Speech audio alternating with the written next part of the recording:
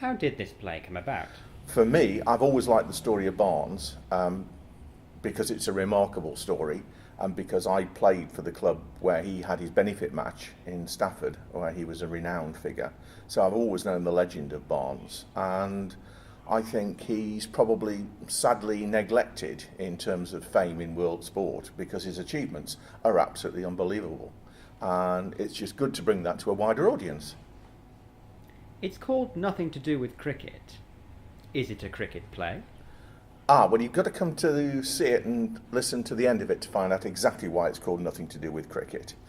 I think it both is and isn't a cricket play. Obviously, Barnes is a cricketer and cricket is the backbone of it, but it's much more than that because it sort of spans the first half of the 20th century. So it's the evolution of sport, it's social history, and most of all, it's a story about a real human being, a challenging, difficult, multifaceted man who juggled with Victorian poverty at the beginning of his life and was determined that his own family were never going to suffer that. And it's about how you prioritise things between the game that you love and the family that you need to support. So it is something to do with cricket, but a lot more than a play about cricket. Where will it be performed?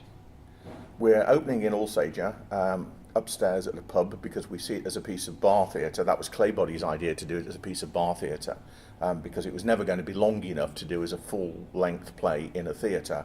There isn't enough subject matter to sustain it for 2.5 hours. So this runs about 45 minutes. So we think it's ideal to do at cricket clubs, and we're going to take it out to cricket clubs, and hopefully they'll be able to raise some money out of it for their funds. If we make any profit from it, we're going to give it to the cricket charity for young cricketers called A Chance to Shine, and we'll bring it to your club or your pub if you want us. Who was Sidney Barnes, whom the play is based upon?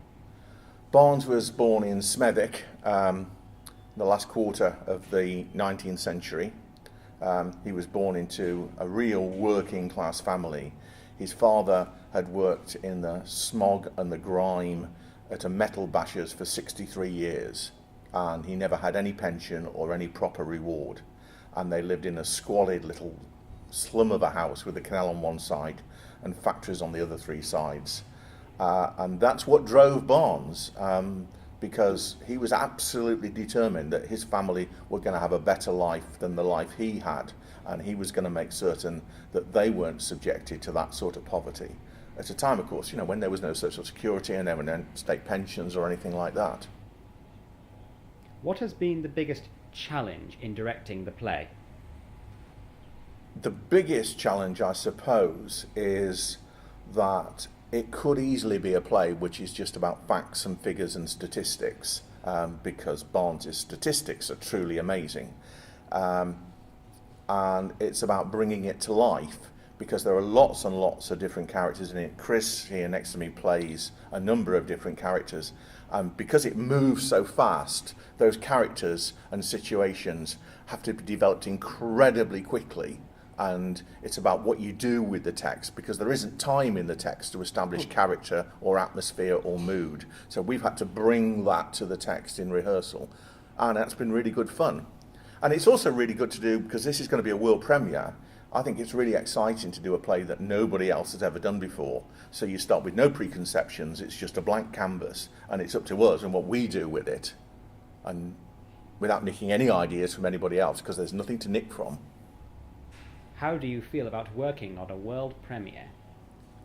It's an interesting challenge. It's a bit of a grand term, but I think it's really exciting, and I think unusually for me, I think I shall probably feel a buzz on the first performance. Absolutely. Rightly so, sir. How do you cope with playing over 10 different parts in the play? 10 roles. It's basically, you might have noticed that I'm not your tall, handsome, romantic lead. So I've kind of grown up having to play character roles, really. It's sort of my bread and butter. And I love it. I mean, the more the merrier. I really enjoy having a challenge of lots of different characters to play. Sometimes it's difficult because you don't have anything to go on with the character. you don't really have any background info, or there's not much that the character does that gives you an indication as to who they are. So you have to start right from scratch and create it. But I'll let the audience judge how I cope with playing 10 characters. How do you see the character of Barnes? Barnes himself is, in my opinion, a good man. I mean, he had this bad press as being this kind of grouchy, scary kind of Grim Reaper figure. But he really wasn't. He had a heart, and I see him as someone with a very strong sense of social justice, who was doing more than just being a sportsman. He was actually paving the way for working people to have a much better life. Which is the most interesting character that you play? That's a difficult one. I think, funnily enough, it's a very small character. Sir Ernest Johnson, the man from the pottery industry, who was also a very good cricketer, appears in it for a very short time, and there's something deeply moving about the scene that he's in, and it's such a challenge to create him because there's so little known about him. I mean, you do your research and really you find out when he was born and what school he went to, and that's about it. So that's been really interesting to work on. What excites you the most about performing this play? I think the fact that it's untried territory. It's always exciting to be the first people to do something. You've got a blank canvas basically, and you've got to bring it to life. And I think the fact that on the surface, when you read it, you think, well, this is just a load of facts and figures about cricket. Because if you whiz through it, you tend to scan read a script when you first get it. You whiz through it, you think, there's nothing here, it's just a load of facts and figures about cricket.